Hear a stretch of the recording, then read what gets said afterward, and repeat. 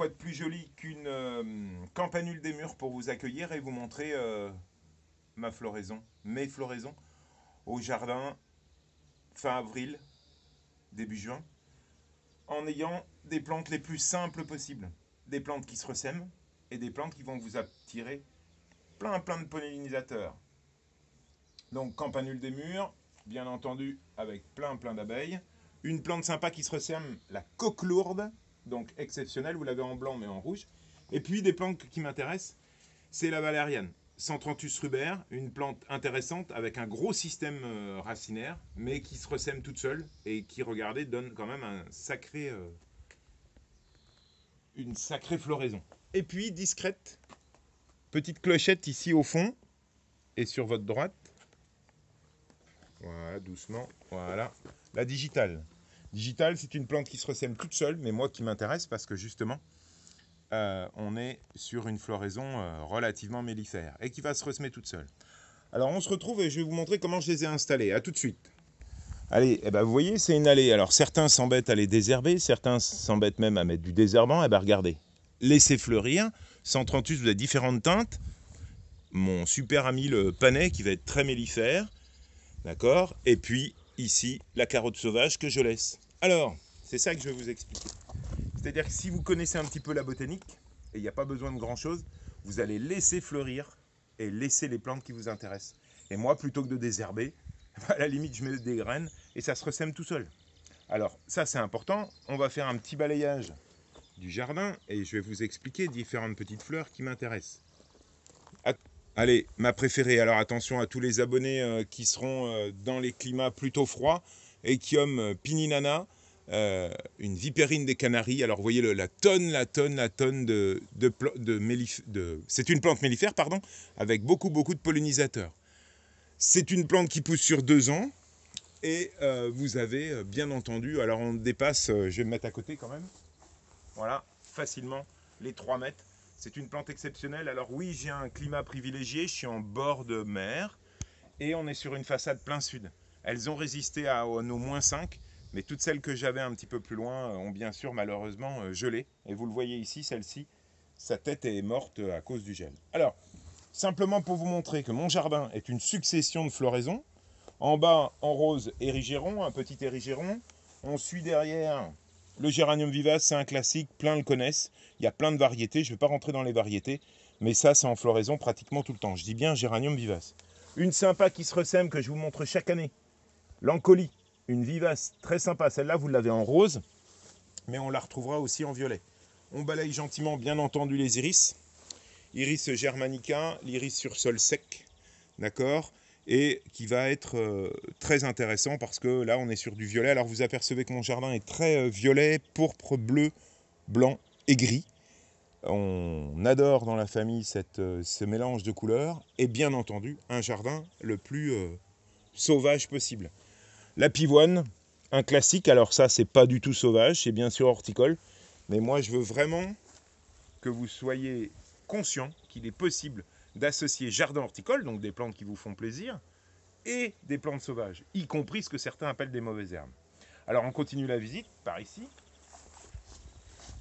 Bien sûr des aromatiques, alors là elles ne sont pas en fleurs, je vous referai 2-3 vidéos. Tradescantia en bleu, très intéressant. On continue un petit peu. Des sauvageonnes qui arrivent, vous la connaissez. Bien entendu, c'est la bourrache, qui est intéressante à la fois en cuisine, mais regardez la tonne d'abeilles qui sont présentes. Ensuite, on continue. Alors, bien entendu, les massifs, c'est une succession de floraisons. Là, vous avez la floraison de fin mai, début juin. Je pourrais vous en refaire une un peu plus tard. On a des tonnes de floraisons différentes, bien entendu. Mais le but, c'est de détager les floraisons. Alors ici, fin mai, début juin. L'iris qui prend le relais de derrière de pied d'alouette, vivace. Le delphinium en bleu. Moi, j'associe et j'adore les plantes plutôt médicinales. La super camomille, pour pouvoir calmer canotier jardinier quand il est un peu trop énervé. On continue. Et puis, alors là, c'est pareil. C'est une plante qui a tendance à geler. Je ne vous la conseille pas dans les climats froids. C'est un abutilon. Un abutilon que je laisse dehors et que je bouture. Suntense. S-U-N-T-E-N-S-E. Et lui, pareil, très mellifère. Dans une de mes vidéos, je vous parlais de la facélie, j'en ai ressemé un petit peu. Ça, c'est une annuelle. Vous jetez les graines dans votre massif et vous aurez des tonnes de bourdons. Et ces bourdons-là, ils iront sur mes tomates pour me faire de beaux fruits. On continue. Tiens, je vous en parlais tout à l'heure.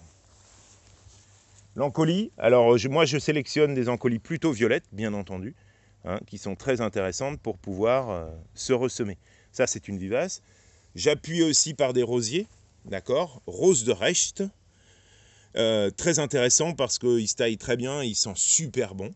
Et puis une bête dans mon jardin, certains les mangent, moi je les laisse et ils vont fleurir, des artichauts, ça me fait un feuillage très graphique et très gris. On balaye toujours, on s'approche par ici. Oh, en bas, tiens, regardez. Alors là, vous voyez, je fauche pas tout dans mon gazon. Ici, j'avais repéré, moi je suis sur sol calcaire et je m'aperçois, Orchis pyramidalis.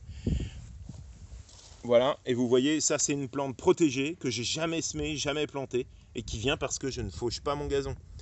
Oui, c'est vrai, il faut avoir un petit peu de connaissances pour pas que la tondeuse les mange.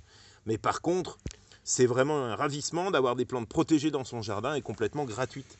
C'est ça, les plantes spontanées, et c'est ça, la biodiversité. Votre jardin doit être, si vous voulez qu'il réussisse, un havre de biodiversité végétale, et comme ça, vous aurez des tonnes et des tonnes de biodiversité animale derrière. Bon, on continue, les grands classiques d'iris, encore un abutilon. Quand on fait un jardin, il ne faut pas que ça fasse une collection. Il faut qu'on reprenne des plantes. Moi, j'ai des bourrages qui repoussent toutes seules, donc on les laisse. Une petite zone de détente. Moi, je suis contre l'imperméabilisation des surfaces, donc on arrête le béton, on arrête tout ça. Juste une petite terrasse avec des briques. Et puis, on continue la balade. Suivez-moi. Une plante assez graphique, le Libertia formosin, qui a eu un petit peu froid cet hiver, mais qui vous fait des grandes touffes de fleurs blanches, très intéressantes, pour pouvoir redresser un peu les massifs et les emmener vers le haut. Une autre aussi graphique, par ici, le Sisyrinchium. Alors un nom un petit peu compliqué, mais vous voyez un feuillage assez graphique et puis des floraisons jaunes assez sympas. Alors là, on refera une vidéo parce que vous voyez, j'ai plein d'autres plantes en bouton. Ici, d'accord. Donc ça, c'est l'Anthémis des teinturiers qui va fleurir jaune bientôt. Vous voyez, ça y est, ça va venir. Et comme le jaune se marie bien avec le violet, une petite sauge grahami, mais plutôt pourpre. Attention les herbes folles, il n'y a pas d'herbes folles dans mon jardin. La rue, qui est une plante médicinale assez sympa. On se rebalade de l'autre côté. Voilà. Ici, eh bien, un chardon qui m'intéresse. Regardez, ce qu'on appelle le cabaret aux oiseaux. Ou la cardaire. Et vous voyez, à l'aisselle de ses feuilles, il garde, bien entendu, toute l'eau pour les oiseaux qui vont venir boire. Regardez. Et en période de sécheresse, bah, c'est vrai que c'est intéressant. Oh, regardez.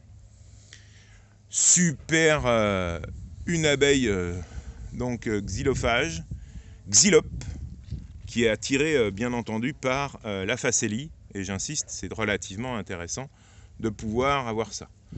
Derrière, un petit sénécio en gris, en feuillage, et puis un mélange. Alors avec une plante qui est intéressante aussi, qui est une digitale, mais une digitale vivace, digitale lutea. Voilà un petit exemple de floraison dans mon jardin, fin mai. Oh là, le zoom mon gars, attention. Fin mai, début juin, et ça c'est intéressant, c'était pour vous montrer que tout n'est pas en fleurs encore. Regardez ici, ce pavot va s'ouvrir. Moi ce qui m'intéresse, c'est le feuillage gris qui va permettre de relever un petit peu tout ça, mais d'ici un mois. D'accord? Et on associe par exemple le pourpre ici, avec le gris, pour pouvoir justement faire des contrastes relativement intéressants.